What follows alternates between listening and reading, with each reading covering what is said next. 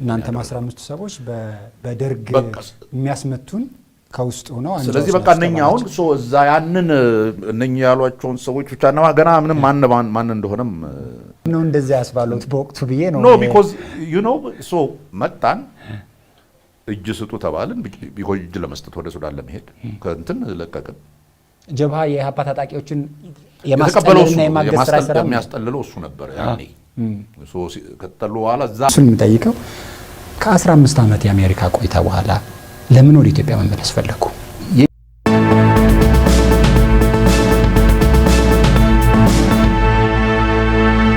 አንድ ድል ፕሮግራማችን ነው። አንድ እንግዳ አሉን። እንግዳዬ በኢትዮጵያ ፖለቲካ ውስጥ ስማቸው በተደጋጋሚ የሚነሳ የረጅም ጊዜ በፖለቲካ ያሳለፉ ፖለቲከኛ ናቸው።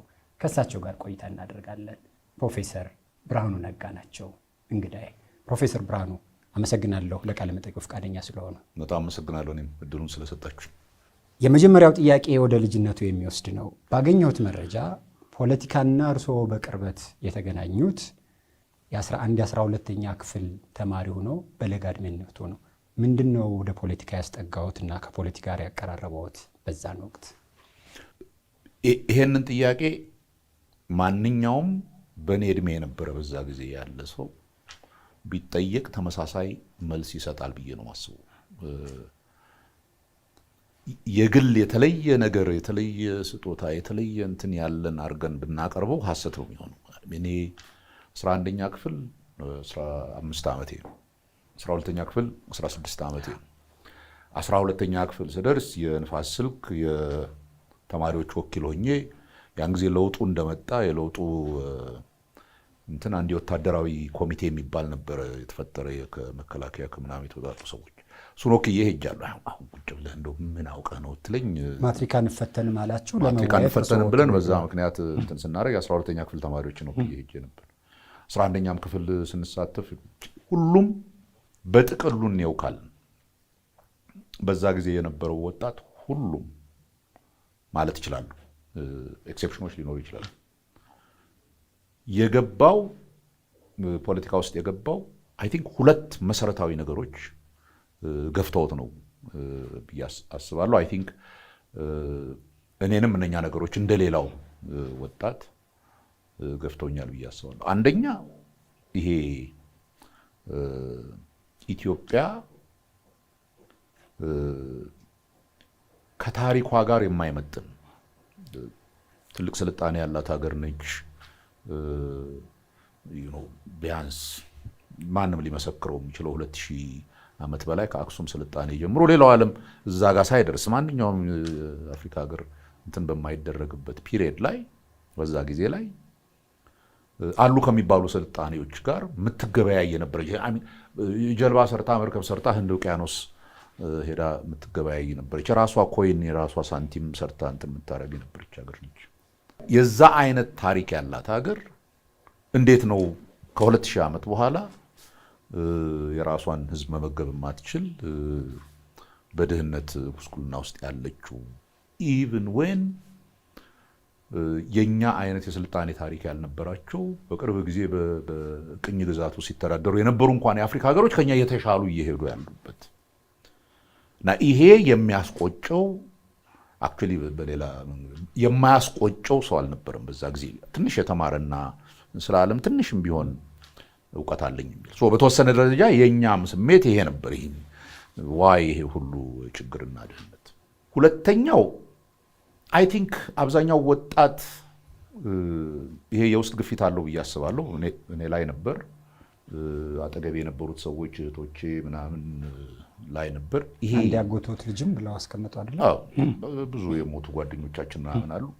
ኢፍትሃዊ የሆነ ነገር አለመውደድ፣ ይሄ ፌር አይደለም ብለህ የምታስበውን ነገር አለመውደድ። አሁን የመሬት ስሪቱ በፍጹም እንትን አይደለም።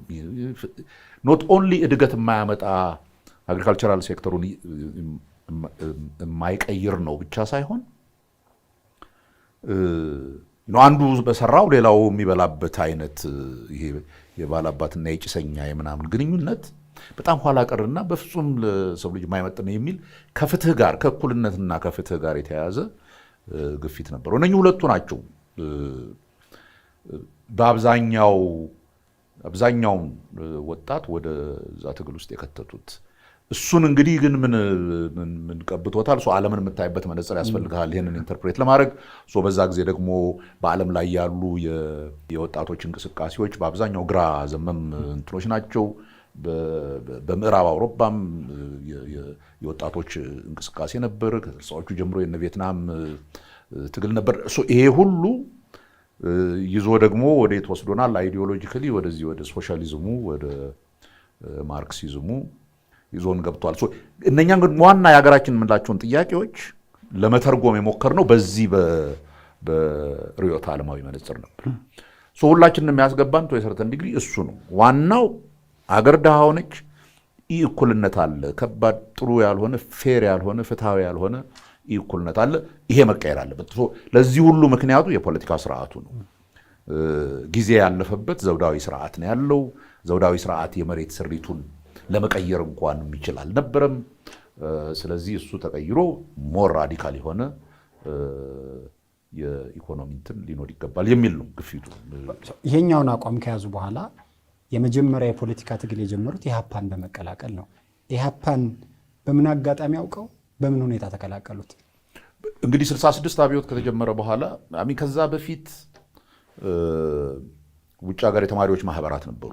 የአውሮፓ፣ የሰሜን አሜሪካ የምናምን እነሱ ከዛ ጽሁፍ ምናምን እንትን ያደርጋሉ። ሀገር ውስጥ ይሄ የተማሪ እንቅስቃሴ የትም አይወስድም፣ የተደራጀ የፖለቲካ እንቅስቃሴ ያስፈልጋል የሚሉ በእኛ እድሜ አይደለም ብለህ የኛ ተለቅ ያሉት የፖለቲካ ድርጅት መስርተህ ነው የምትታገለውና የምታሸንፈው። ቢኮዝ በዛ ጊዜ የግራ ርዕዮተ ዓለም የሚነግርህ ይሄንን ነው። በሰላማዊ መንገድ የሚመጣ ለውጥ ብሎ ነገር የለም። ስር ነቀል ለውጥ ከሆነ የምትፈልገው አብዮት ማካሄድ አለብህ። አብዮት ደግሞ የሚመራው በዚህ በፖለቲካ ፓርቲ አውራ ፓርቲ የሚባለው መሪ ፓርቲ ያስፈልገዋል የሚለው እንትን ስለነበረ በውጭ ሀገርም ተማሪዎች እየተሰባሰቡ ነበር። አገር ውስጥም በእነሱ አማካኝነት ጽሁፎች ይወጡ ነበር ምናምን። ስለዚህ ሪሊ ትርጉም ባለው መልክ የፖለቲካ ፓርቲ ኦፊሻሊ ዘመናዊ የሆነ ፖለቲካ ፓርቲ እስከማውቀው ድረስ ኦፊሻሊ የታወጀው ያኔ ነው። 68 ዓመተ ምህረት ይመስለኛል ኢህአፓ እንትን ያደረገው ምስረታውን ይፋ አደረገው። በዛን ጊዜ እኛ እድገት በህብረት ይሉ ተብለን ገጠር ነበርን። ገጠር ሆነን ነው እኔ ትዝ ይለኛል የኢህአፓ የፓርቲ ፕሮግራም እና መተዳደሪያ ደንብ ምናምን የመጣልን እዛ ዘመቻ ሆነን ነው። ቢኮዝ ያንኛ ኔትወርኮች ኦልሬዲ ወደ ፖለቲካ ፓርቲ እየተቀየሩ ነበር። አብዛኛው ይሄ የወጣትነት ስሜት የሚገፋፋው አይነት ወጣት ኢህአፓን የገባው ለምን ብትለኝ ፕራይመሪሊ ራዲካል ሞር አብዮተኛ ነው። ቢኮዝ በዛ ጊዜ የሚለካው ሶሻሊስትነትህ የበለጠ አብዮተኛ ማን ነው እና በአብዮተኛነት ውስጥ ብዙ ክፍፍሎች አሉ። የማኦይስቱ አለ፣ ቻይናን ፕሮ ቻይና የሆነው ወይ ፕሮ ሶቪየት የሆነው ወይ ፕሮ አልቤኒያ የሆነው ምናምን ብቻ የነኝ ሁሉ ጸብ በአብዛኛው ካየው ሞር ማን ነው የበለጠ የድሮውን ስርዓት ድምጥማጡን አጥፍቶ አዲስ ስርዓት እንትን የሚለው ነው። በዛ ጊዜ በነበረው እንትን ኢህአፓ በተለይ ደርግን በሚመለከት የያዘው አቋም በጣም ጠንካራ ነበር። ደርግ ፋሽስት ነው ብሎ ያምናል።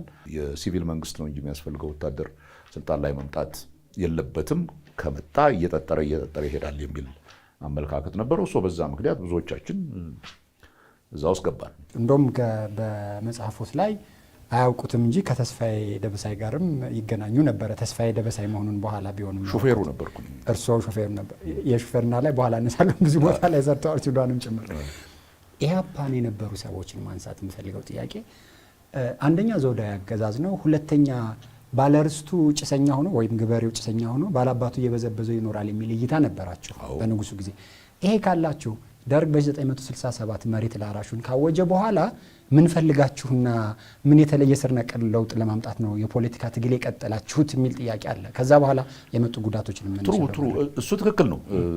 እሱ ጥያቄ የተነሳው ምንድነው? ኦፍኮርስ መሬት ላራሹ የሚለውን መፈክር መሬት ለሚያርሰው ሰው ነው የሚገባው እንጂ ሌላ ከዛ በላይ እግዚአብሔር ወይ ማን የሰጠው የለም መሬትን። ስለዚህ መሬት ለሚያርሰው ሰርቶ ለፍቶ ለሚበላው መመለስ አለበት። ራዘርዛን የሚያርሰው ሰው ለባላባቱ ግብርና እንትን እየከፈለ ግብር ብቻ አይደለም የቀን ስራ እየሰራ ምን እያለ እዛ እንትን የሚያደርግበት ይሄ ነው ኢፍትሃዊ ነው። ይሄ ልክ አይደለም። ደርግ እኮ እሱን ያስተካከለው። ቆይ እሱን የሚል አመለካከት ሁሉም የግራ አመለካከት ያላቸው በፓርቲ ውስጥ ኖሩም አልኖሩም ያንን ያምኑ ነበር። ትዝ ይለኛል 47 67 አዋጁ ሲወጣ አካባቢ መሬት አዋጅ ሲወጣ አይሚን ምድርና ሰማይ የተደባለቀበት ትልቅ ሰልፍ ነው ያደረግነው። ሁሉም ያምናል በዚህ። በመሬት ፖሊሲው ምን ይሁን በሚለውም ላይ ብዙ ክርክሮች ነበሩ። በዛን ጊዜ ምሁራን የምትላቸው በኢሃፓም ሳይድ ያሉ ምሁራን አሉ፣ በሌላው ሳይድ አሉ። አይ ቲንክ ትዝ ይለኛል የመሬት ይዞታ ውስጥ አለማንተ ገብረስላሴ የሚባሉ እኛ ታላላቆች ናቸው ህግ እንትን የተማሩ እናቶ ዘገየ አስፋው ከኢሃፓ ውጭ ያሉ ናቸው። እነኚህ ሁሉ ያሉበት ነው ምሁራኑ የተወሰኑ እንትን ሞር ራዲካል የሆነ እንትን ነው የሚያስፈልገው ወይንስ ቀስ እያለ ለዘብ ያለ ለውጥ? አንዳንዶች ነበሩ ኢንፋክት በዛን ጊዜ በነበረው ክርክር የኢትዮጵያን የመሬት ስሪት እንደ አንድ አይነት ስሪት አድርጎ ሁሉ ማየት ትክክል አይደለም እና ርስተ ጉልት የሚባል ሲስተም ነው ያለው። ዝም ብለን ከውጭ ስለያዝነው ፊውዳሊዝም ነው ምናምን የሚለውን ነገር በኢትዮጵያ ሁኔታ ፊውዳሊዝም ሁሉም ቦታ የለም። ኦር ያ አይደለም። የሰሜኑን የመሬት ይዞታ ካየ የርስት ሲስተም ነው ከቤተሰብ ወደ ቤተሰብ የሚተላለፍ ስሞል ሆልደርስ ሞር ኦር ሌስ ሁሉም ሰው ትንሽ መሬት ያለው ነው። ወደ ደቡብ ስትሄድ ደግሞ በመስፋፋት ሂደት ላይ የተገኙ መሬቶች ስለሆኑ ይሄ ሞር ጉልተኛ የሚባለው ርስተ ጉልት ሲስተም ነው ይሄ እና ዝም ብለን እንደው ትንሽ አንብበን ከውጭ ያመጣነውን አምጥተን ፊውዳሊዝም ነው በዛ ጊዜ የነበረው ምናምን የሚለው ትክክል አይደለም ብለው የሚከራከሩ ምሁራንም ነበሩ። አይ ቲንክ ደሳለኝ ራመቶ በዚህ ውስጥ አንዱ ነው በዛን ጊዜ። እነዚህ ክርክሮች ምሁራዊ ክርክሩ ኢንትረስቲንግ ነበር። አይ ሚን በብዙ መልኩ ብቻ ኢሃፓ የገባ ነው ሞር ራዲካል ነበር። ሞር ኢሃፓ ዋና መታገያው የመሬቱ ለአራሹ ይገባዋል ካለና ደርግ ከመለሰው ኢሃፓ ምን ይሰራል? ከዛ በኋላ የፖለቲካው ነው ይሄንን ተግባራዊ ማድረግ የሚችለው። በዛ ጊዜ ደርግ መሬቱን አዋጅ ሲያሳውጅ ሁሉም ደግፎ ሲወጣ ከዛ በኋላ ያለው ጥያቄ በትክክል ኢምፕሊመንት ያደርገዋል ወይ በትክክል ስራ ላይ ያውለዋል ነው። ለጊዜያዊ ምን መሰለህ ፖለቲካው በሙሉ በዚህ በግራ ርዕዮተ ዓለም ዶሚኔትድ ስለሆነ ደርግም ሌላ አማራጭ አልነበረውም። ሞር ይሄ የቀኝ ክንፍ የሆነ እንትን ይዞ ሊመጣ አይችልም ነበር። በዛ ጊዜ የነበረው የፖለቲካ ምህዳር በፍጹም የግራ ፖለቲካ ምህዳር ነው። መኢሶን፣ ኢሃፓ፣ ጫት ምናምን ብለን የምትለያያቸው ሊኖሩ ይችላሉ። ቅድም እንዳልኩት አንዱ ችግር የግራ ፖለቲከኞች በተለይ በጣም ጸጉር ሰንጣቂ ስለሆኑ እርስ በርስ ለመጣላት ብዙ ጊዜ አይፈጅባቸውም። ማን ነው ሞር ራዲካል ምናምን በሚለው እሱ ካልሆነ ቁጭ ብለህ ኦኬ በኢትዮጵያ ሁኔታ ላይ ምንድነው ሪሊ የሚያለያየን ብሎ እንትን የሚል የለም። ዛትስ ፓርትሊ ልዩነቱ የነበረው ምን ነው ይሆንም እስኪ የለም ይሄ ወደ ግራ ዘመም የሆነ የወታደር መንግስት ስለሆነ ቀስ እያልን እንትን እያደረግን እያስተካከልን ይሳይው ነው እና ኢሃፓ ደግሞ ኖ ይሄ ወታደር ነው ወደድንም ጠላንም የወታደር እንትን ዝም ብሎ ድንገት መቶ ሶሻሊስት አይሆንም። ስለዚህ ትንሽ እስኪረጋጋ ድረስ የግራውን ጥያቄ የህዝቡን ጥያቄ ለመመለስ ይሞክራል እንጂ እንትን አያደርግም። የፖለቲካውን በምንም አይነት እንትን አያደርግም የሚል ነው ፈንዳሜንታሊ እንጂ የመሬት አዋጁ ልክ አይደለም ወር ምናምን በሚል አልነበረም። ከተማ ውስጥ ያለው የኢሃፓ የእርባን ትግል አንጃ የሚባል ከይሄነ ብርሃነ መስቀል ሲገደሉ ለሁለት ስፕሊት አረጉ። ጌታቸው ማሩና ብርሃነ መስቀል ሲወጡና ሌሎቹ ለሁለት ስፕሊት አረጉና እነኛ ከድርጅቱም ሲወጡ እነሱን የሚደግፉ ደግሞ በጣም ብዙ ሰዎች ስለነበሩ ለራሳቸው መፍራት ሲጀምሩ ዜን ያ አንጃው ወደ ደርግ ገብቶ ብዙ ታጋዮችን አስያዘ፣ ብዙ ታጋዮችን አስገደለ። አንጃው ልክ እንደ ባንዳ ነው። እናንተም 15 ሰዎች በደርግ የሚያስመቱን ከውስጥ ሆነው አንጃው። ስለዚህ በቃ እነኛውን እዛ ያንን እነኛ ያሏቸውን ሰዎች ብቻ ነው ገና ምንም ማን እንደሆነም ገና አይታወቅም። ብቻ ሰራዊት ውስጥ አንጃ ተፈጥሯል። ልክ የከተማው አይነት አንጃ ሰራዊቱን ለእንትን የሚያደርግ አሳልፎ የሚሰጥ ምናምን የሚል ነገር መወራት ተጀመረ።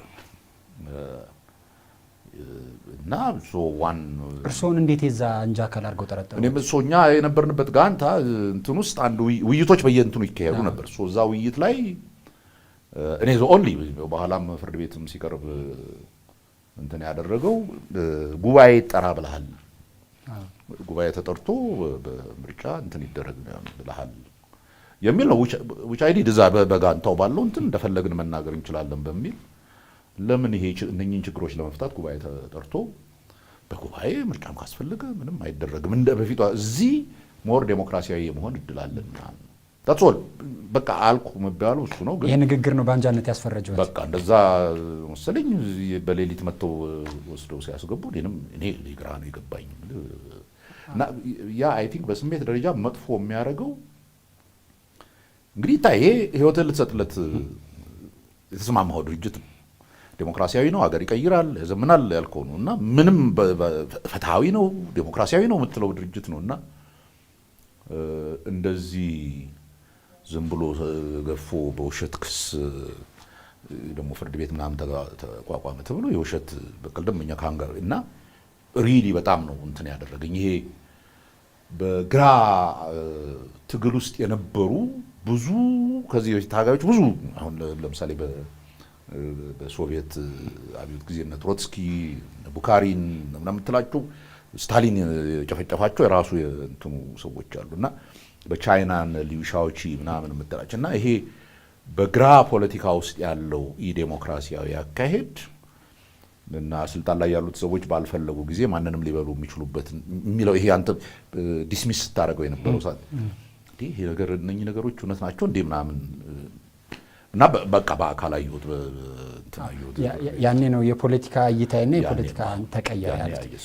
ከዛ በኋላ እዛ ላይ እንደው ምን ተባለ መጽሐፍ ላይ እንደገለጹት አንዳንዱ ሰዎች ያልተፈጠረውን ነገር ሁሉ ጽፈው ጥፋተኛ እንደሆናችሁና እንደሆኑ የሚያሳይ እንደውም አንዱ ራሱ ሊያጠፋው ሞክሮ እርሶ በነበርበት ላይ ያተርፉት እሱ ላይ ያለኝ ጉዳይ ይሄ የአንጃነት ጉዳይ በሞት የሚያስቀጣ ነበረ።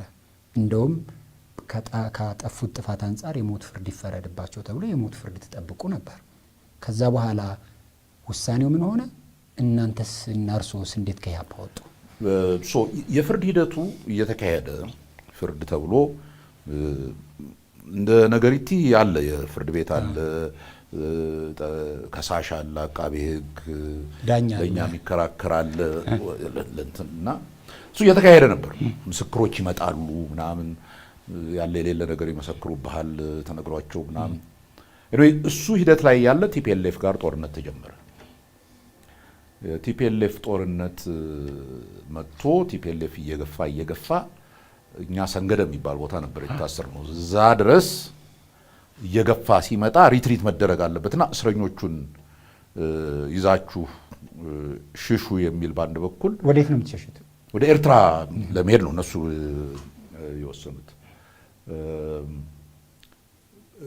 ሲሉ የለም ይሄን ሁሉ እስረኛ ይዘን መሄድ ስለማንችል ለዩና እንግዲህ የሰማነው ሞት የሚያስፈርድባቸው ይገደሉ፣ ከሞት በታች የሚያስፈርድባቸው ይዛችኋቸው ይሄዱ ተብሎ። እንዴት እርሶ ሞት ከሚያስፈርድባቸው መካከል አልሆኑም? በኋላ ነው እሱ ደግሞ ተጨማሪ ስቶሪ ነው። ቢኮዝ እኛ በቃ ነገሩ አልቋል ብለን ያው ከሰራዊቱ ጋር ወደ ኤርትራ ምናምን ነገር ሄደን ኤርትራ ከገባን በኋላ እንደገና ፍርድ ቤቱ ተቀመጠ ሊፈርድብን። እና አንዳንዱን ከድርጅቱ ማባረር ፈረደበት ምናምንና እኔ አይ ሪሜምበር በዛ ጊዜ የድርጅቱ መሪ የነበረው ሰው አውቀው ነበረ እንትንምና ጸጋዬ ነው። ጸጋዬ ገብረመድህን ነበርና አሁን አንተ ልጅ ስለሆንክ ትተናሃል፣ ካሁን በኋላ ግን አርፈህ ተቀመጥ ነገር አለኝ ወይም ከድርጅቱ ውጣ። አይ እሱማ መብቴ ነው፣ እሱ መጠየቅ እችላለሁ፣ ጋራንቲ የለህም፣ ትመጣ ትችላለህ፣ ያ ኦፕሽን ነው፣ ግን መታገል ትችላለህ፣ ሌላ ተጨማሪ ቅጣት ምናምን የለብህም ምናምን አለኝ።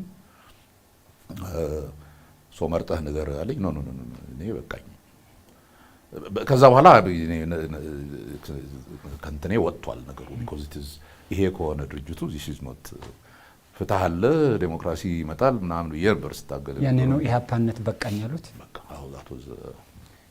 ለራሱ አባሎችም አይሆን ኢህአፓ ጉዳይ ላይ ከመውጣታችን በፊት አሁን ኢህአፓ ሆኖ የቀጠሉትንም ኢህአፓ የነበሩትንም ሳገኝ የምጠይቀው ከመሬት ላራሹ ጥያቄ በኋላ የኢህአፓ አንዱ የመታገያ ጉዳይ የብሔር መብት ነበር አልነበረም? ምንድነው አቋሙ የነበረው የብሔር መብት ላይ ኢህአፓ?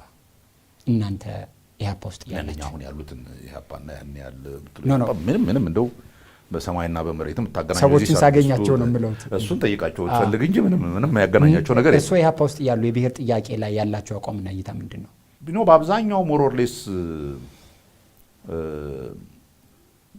ዋለልኝ እንትን አደረገ የሚባለው የዋለልኝ መኮንን የብሔር እንትን ኢንተርፕሬት ያደረገበት ትንሽ ነች 5-6 ፔጅ የምትሆን ኢትዮጵያ የብሔሮች ፈንዳሜንታሊ ይሄ የግራ እንትን ያለው አመለካከት የብሔር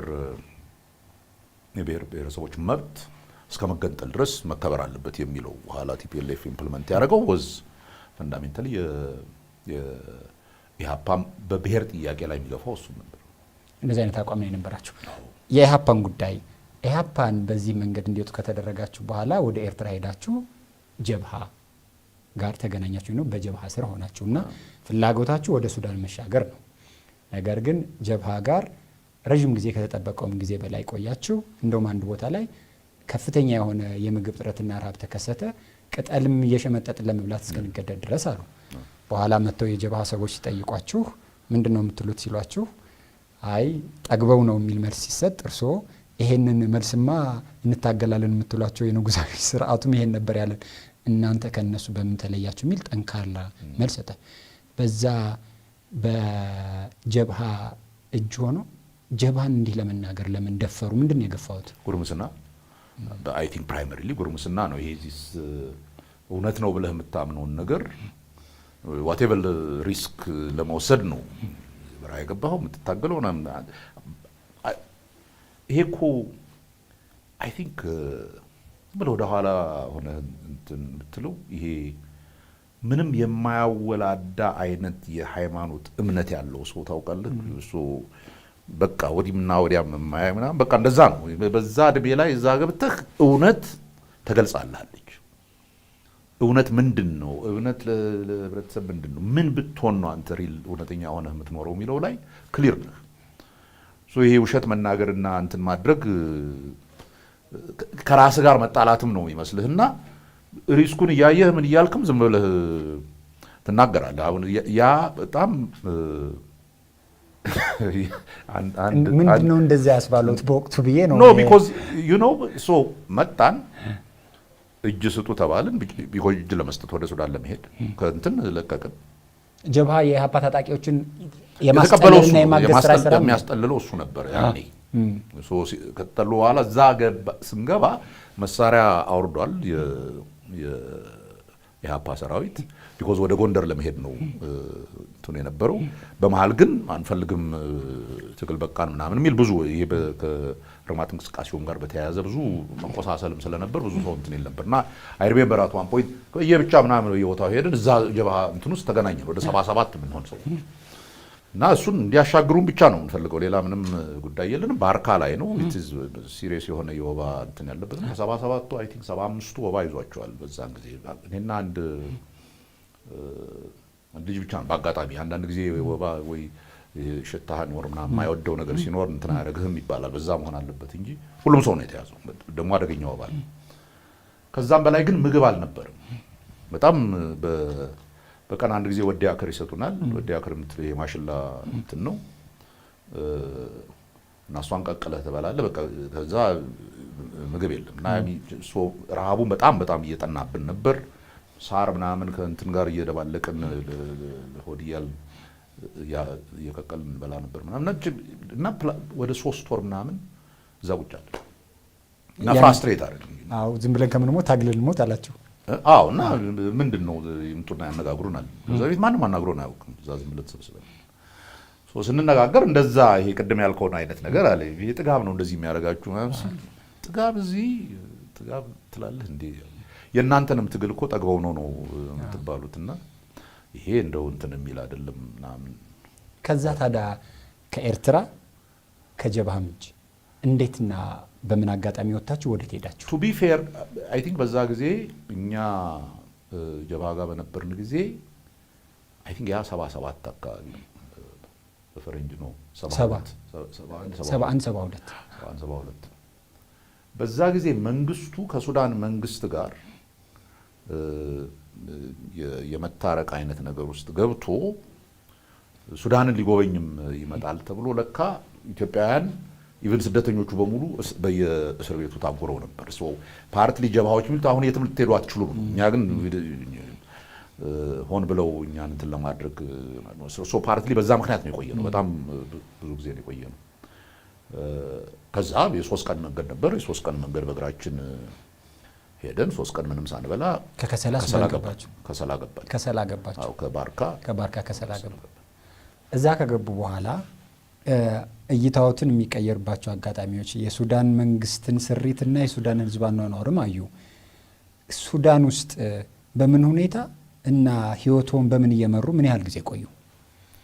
ሱዳን ያው መጀመሪያ እንደ ማንኛውም ስደተኛ እኛ እንደውም ብዙ አልቆየንም። ብዙዎቹ ከሰላም ገዳሪፍም ይቆያሉ። እኛ ትንሽ የከተማ ልጆች የነበርነው ሰውም እንትን ስላለ ውጭም ዘመዶችም አሉን ምናምንና እንደማንም ብለን አይ ሪሜምበር አንድ የኛ ጓደኛ ነበር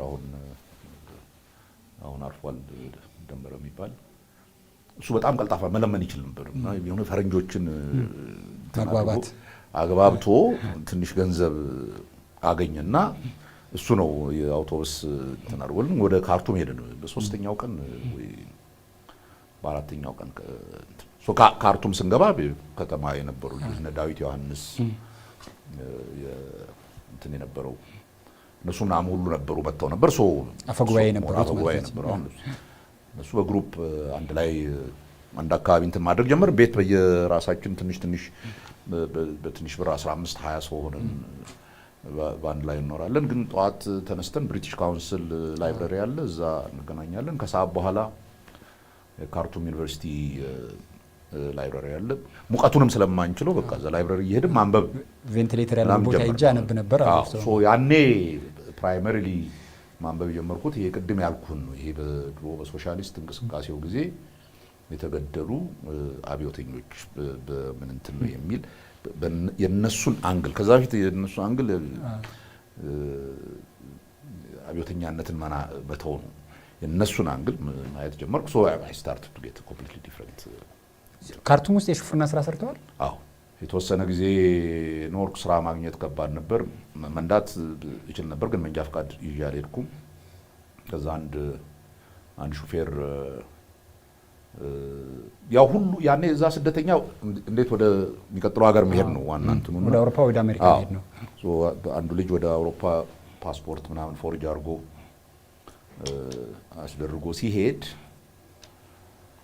የእሱን መንጃ ፈቃድ እንትን ፎቶ የኔም ፎቶ ብቻ ለጠፍንና ሳሙኤል ተብዬ በሳሙኤልነት ነው ሹፌርነት። ምን ያህል ጊዜ ሰሩ? አንድ 3 ነው 4 ወር ምናምን ሰራው። ከዛ እኔ አሜሪካ ወንድሜ ምናምን ስለነበረ እነሱ እንትን አድርገው ወደ አሜሪካ መንገድ። ከዛ በኋላ እውነተኛው ስደት ብለው በመጽሐፉ ላይ ያስቀመጡት 15 ዓመት አሜሪካ ሳለፉ፣ ተማሩ። ከዛ በኋላ ዩኒቨርሲቲ ማስተማር ጀመሩ። እዛ ላይ መቸስ እዚህ ከነበረው ኑሮ ከነበሩበት ሁኔታ የተሻለ ነበር። ግን እሱን የምጠይቀው ከ15 ዓመት የአሜሪካ ቆይታ በኋላ ለምን ወደ ኢትዮጵያ መመለስ ፈለጉ? የኛ ጀነሬሽን የተለየ ነው። ስትሮንግ የሆነ ጠንካራ የሆነ የሀገር መውደድ ስሜት አለው። አብዮተኛ ነው። አብዮተኛ ኢንተሴንሳት መሞትም እችል የነበርኩ ነኝ። የኔ ህይወት ዋይዛት በድል ነው የተረፍኩትና ዋቴቨር ኢት ኢዝ ለማምንበት ነገር እንትን ማድረግ አለብኝ የሚል ብዙ ኢትዮጵያዊ ነበረ በዛ ጊዜ። በኋላ ያው እየቆየ ሲሄድ መጀመሪያ ላይ ደግሞ በነገራችን ላይ ሁሉም ስደተኛ መመለስ ይፈልጋል። እንዴት አድርጎ ቶሎ ጨርሶ እንደሚመጣ ነው የሚያስበው። ግን እየቆየ ስትሄድ ኑሮን እየተላመድክ ስትሄድ እንትን ታደርጋለህ። ስለዚህ ሁሌም እመለሳለሁ የሚል እንትን ነበረኝ። አንድም ጊዜ ትቼው አላውቅም። እሱ ወደ ሀገር ቤት መመለስ ደርግ ሲወርድ ወደ ሀገር ይመለሳሉ። ደርግ ጊዜ መመለስ አልችልም ቢኮዝ እሱ ስለነበር እና የምንሰራውም ስራ በተቻለ መጠን አገሪቱን ይጠቅማሉ ብለን የምናስባቸውን ነገሮች ነበር። እሱ አንዱ ግራጁዌት ስኩል ተማሪዎች ሆነን ኒውዮርክ፣ እኔ ኒው ስኩል ነበርኩ። እዛ አካባቢ ያሉ አበሾች ጋር ሆነን ያን እንግዲህ ትንሽ መጠጥ አድርገናል። ይሄ ዝም ብሎ በጩኸት በምናምን መሆን የለበትም። እስኪ ግጭቱ ደግሞ በጣም እየተባባሰ ሄዶ የሚያስፈራ ደረጃ ላይ እየደረሰ ነበር እዚህ ከቲፒኤልኤፍም ከሻዕቢያም ጋር እና ይሄን ነገር ቁጭ ብሎ መወያየት እናንተ ማድረግ አይሻልም ወይ? ይሄ ነገር በጣም ብዙ ህይወት ኮስት እያደረገ ነውና ለምንድን ነው ምሁራን ተሰብስበው ማይወያዩት about what the future is not only just የኢትዮጵያ ብቻ ሳይሆን ጠቅላላ አካባቢው እንትን በሚል ሆርን ኦፍ አፍሪካ ኮንፈረንስ የሚል ማዘጋጀት ጀመረ። እሱ ወያኔዎች እስኪገቡ ድረስ ለ6 ዓመት በየአመቱ አንድ 3 ቀን ዊኬንድ ያለበት ሜሞሪያል ዴይ ዊኬንድ አለ። በዛ ጊዜ እናዘጋጅ ነበር ይሄንን ኮንፈረንስ እና በኢትዮጵያ ጉዳይ፣ ሶማሌ ጉዳይ፣ በሱዳን ጉዳይ፣ ከኢትዮጵያ ጉዳይ ደግሞ ደርግን እንጠራለን፣ ወያኔን እንጠራለን፣ ሻዕቢያን እንጠራለን፣ ግጭት ውስጥ ያሉትን በሙሉ እንጠራለን፣ ምሁራንን እንጠራለን፣ ፕሮፌሰር መስፍን ምናምን ሶ ሐሳባችን የነበረው እስኪ ሰፋ አድርጎ መወያየት ይጀምር። እንደ ድሮ ዝም ብሎ በፈንግጩ መሆኑ ቀርቶ እስኪ የተነጋገረ መፍትሄ የሚሆን ነገር ከዚህ ከግጭትና ከእንትን የወጣ መፍትሄ የሚሆን ነገር ይፈልግ የሚል ነበር። ያ እሱን ነው ለ6 ዓመት ረን ያደረግነው እና ኢንፋክት እዛ ሆነን በዚህ ጉዳይ ላይ ስንነጋገር ነው ወያኔ የገባው እዚህ 6ኛው ዓመት ላይ just sitting there actually አንድሪያስ ሸቴ እና ምናምን ከዛው ተነስተው ቀጥታ ወደ ለንደን ሄዱ። አይ ሪሜምበር በዛ ጊዜ ለንደን ለኮንፈረንሱ ሄዱ። ለንደን ለኮንፈረንሱ ታዛቢዎች ምናምን ነገር ሆኖ ሄዱ። ለውጡ መጣ። ከዛ በኋላ ብዙ ሰው እንደውም አንዳንድ ፎቶዎችም ሲዘዋወር ያለው እርሶ ከኢህአዴግ ሰዎች ጋር ያኔ ደርግ ከወደቀ በኋላ ተጋብዘውና ተስማምተው ነው የመጡት በፕሮፌሰር ብርሃኑ በወቅቱ ወይስ በራሳቸው ተነሳሽነት ውሳኔ ነው የመጡት የሚል ጥያቄ አለ። ኖ እኔ ከዛ ስመጣ ማንም የጋበዘኝ የለም። አባቴ እዛ ነበረ፣ ለጉብኝት መጥቶ ነበር። እሱ እዛ ሆኖ ነው መንግስት የወደቀው። እኔ ፓስፖርትም አልነበረኝ እዛን ጊዜ። መንግስት ሲቀየር ፓስፖርት ተጠየቅኩ እና ፓስፖርት ሰጠኝ። አሜሪካ ላለው ኤምባሲ ማለት ነው። አሜሪካ ላለው ኤምባሲ እና አባቴን ይዤ መሄድ ፈልጋለሁ። ስመለስ ግን እግረ መንገዴ እንግዲህ ያኔ ፖለቲካው በጣም እንትን የሚልበት ጊዜ ነው፣ ሽግግር ምናምን የሚባልበት ጊዜ ስለነበርም እስኪ በዛውም ኦብዘርቭ አደርጋለሁ። ግን ከዛ በኋላ የሚመጣው የኢትዮጵያ ነገር አይታወቅም እና ሀገሬን ተመልሼ ማየት ማልችልበት ሁኔታ ሊፈጠር ስለሚችል ያቺን ኦፖርቹኒቲ ልጠቀም ብዬ አባቴን ይዤ መጣሁ እንጂ ከዛ በፊት በኢህአዴግ የትጥቅ ትግሉ ጋር እየታገለ እርስዎ አሜሪካ ሆነው ከኢህአዴጎች ጋር ምንም አይነት ግንኙነት አልነበረውትም? እኛ እንደውም እንቃወም ነበር ኢህአዴግ። ወደ መጨረሻ ላይ ከለውጡ በኋላ መጀመሪያ ያኔም እንደውም መለስ የመጣ ጊዜ መጀመሪያ የመጣ ጊዜ በጣም ብዙ ነው የተከራከርነው። ለምንድነው የሰላማዊ መንገድ ማትመርጡት? ለምንድን ነው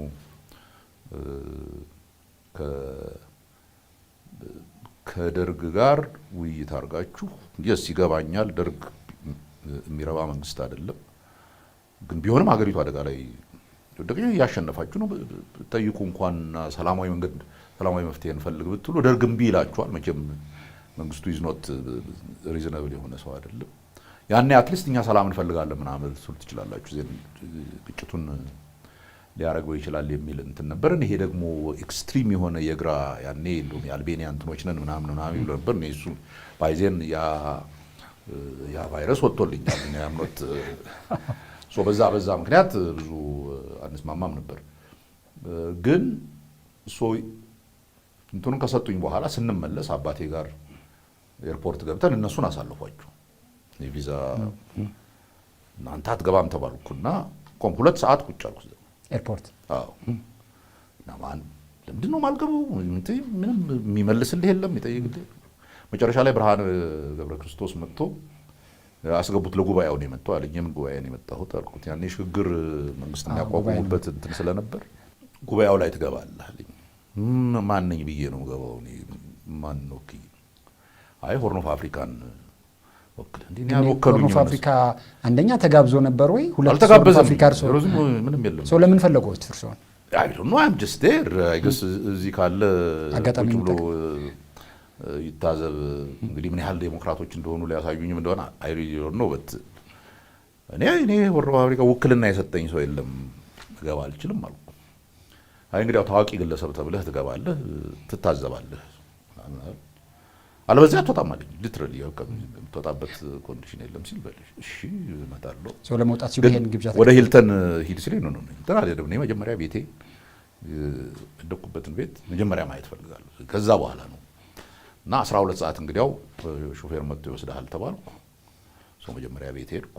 ከዛ 12 ሰዓት ላይ መጥተው ወሰዱኝ። ሂልተን ያው አንዱን ሳምንት እዛ የሚዘዋወሩት ፎቶዎች በዲጂታል ሚዲያ ያኔ ሂልተን ላይ መጨረሻው ስብሰባው ሲያልቅ እንትን ነበረ፣ ሪሴፕሽን ነበረ ቤተ መንግስት እና ሁላችንም እዛ የነበርነው ሁሉ ነበርን።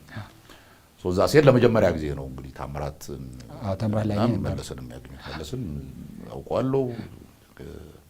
88ም የመጣ ጊዜ አንድ ሙሉ ቀን እንዲሁ ስንጨቃጨቃለን። ታምራት ክላስሜት የነበረ ከ9ኛ ክፍል እስከ 12ኛ ክፍል አንድ ኦልሞስት አንድ ወንበር ላይ ተቀምጠን የተማርነው ንፋስ ስልክ ስትማሩ ማለት ነው። ከዛ በኋላ ወደ ኢትዮጵያ ሲመጡ እርስዎ ኢትዮጵያ ሲሄድ ፖለቲካ ላይ አልሳተፍም፣ ይልቁንስ በሙያዬ አገለግላለሁ፣ መምህሮኝ አስተምራለሁ፣ የቢዝነስ ሀሳቦችን አመነጫለሁ፣ የስራ እድሎችን እፈጥራለሁ ብለው ነበር የመጡት። የትኛውን አሳኩ ከመጡ በኋላና ቅድሚያ የትኛውን ስራ ጀመሩ? ኖ አይ ቲንክ ከዛ ወዲያው ሄድኩ። በአንድ ወር ውስጥ ተመልሼ ሄድኩ። በዛን ጊዜ ምንም ነገር ከዚህማ መጥተው ተመልሶ ሄዱ። ጠቅልለው ሲመጡ 85 86 በፈረኝ ነው እንግዲህ ማሰው 90 እነሱ ከሁለት ዓመት በኋላ 85 ይመስላል 83 ላይ መጀመሪያ መጣሁ። 85 ጠቅልለው ተመለሱ። አዎ በኋላ 94 በፈረኝ 94 86 87 86 አካባቢ ነው ጠቅልዬ